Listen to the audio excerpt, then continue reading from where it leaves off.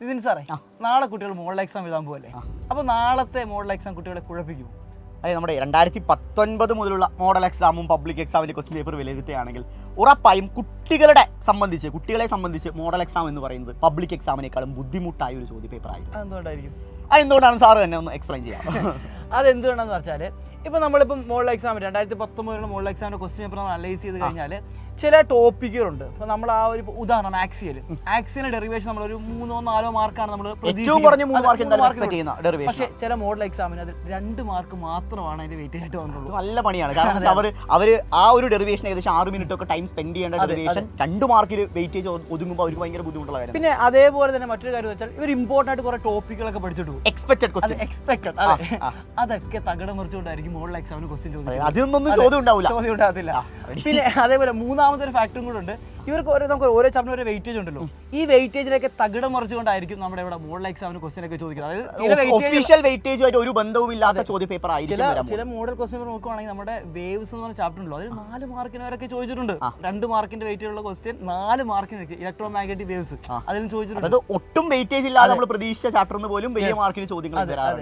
പിന്നെ അതേപോലെ അപ്പം ഇതിനൊക്കെ കുട്ടികൾക്ക് കൊടുക്കാൻ പറ്റിയ സൊല്യൂഷൻ എന്താ? ഇതിന്റെ സൊല്യൂഷനെ കുറിച്ച് പറയുന്നതിന് മുമ്പ് എനിക്കൊരു കാര്യം പറയാനുണ്ട്. അതായത് മോഡൽ എക്സാമിൽ കുട്ടികളുടെ പെർഫോമൻസ്, അതായത് അവർ എക്സ്പെക്ട് ചെയ്ത ക്വസ്റ്റ്യൻ പേപ്പർ അല്ലെങ്കിൽ അവരുടെ കോൺഫിഡൻസ് വളരെയധികം ഡൗൺ ആവും.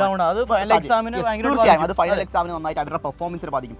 കാരണം അവർ ഇത്രത്തോളം പ്രിപ്പയർ ചെയ്തിട്ട് അത് നല്ല രീതിയിൽ പ്രസന്റ് ചെയ്യാൻ പറ്റുന്നെങ്കിൽ ഫൈനൽ എക്സാമിനെ ബാധിക്കും. സോ മോഡൽ എക്സാമിന് നല്ല മാർക്ക് മേടിക്കേണ്ടത്, നന്നായിട്ട് പെർഫോം ചെയ്യേണ്ടത് കുട്ടികളുടെ കൂടി അനിവാര്യതയാണ്. സോ അതിനുള്ള ബെസ്റ്റ് സൊല്യൂഷൻ ആണ് ഇന്ന് രാത്രി കൃത്യം 7 മണിക്ക് ഞാനും ജസീൽ സാറും കൂടി വരാൻ പോകുന്ന സൂപ്പർ 60. ഈ പറയുന്ന മുഴുവൻ ചാപ്റ്റേഴ്സിനുള്ള എണ്ണം പറഞ്ഞ 60 ചോദ്യങ്ങളുമായിട്ടാണ് വരാൻ പോകുന്നത്.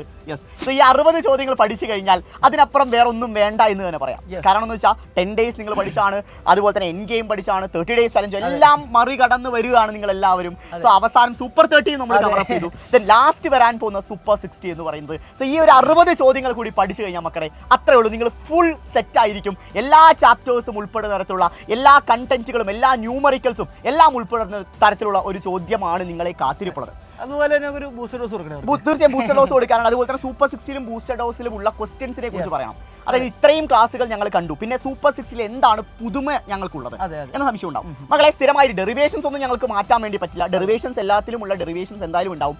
അതിന് പുറമെ പുതിയ കുറെ കൺസെപ്റ്റ് ഓറിയന്റഡും ന്യൂമറിക്കൽ ക്വസ്റ്റ്യൻസ് എന്തായാലും മക്കൾക്ക് വേണ്ടി സൂപ്പർ 60ലും ബൂസ്റ്റർ ഡോസിലും ഞങ്ങൾ കാത്തു വെച്ചിട്ടുണ്ട്.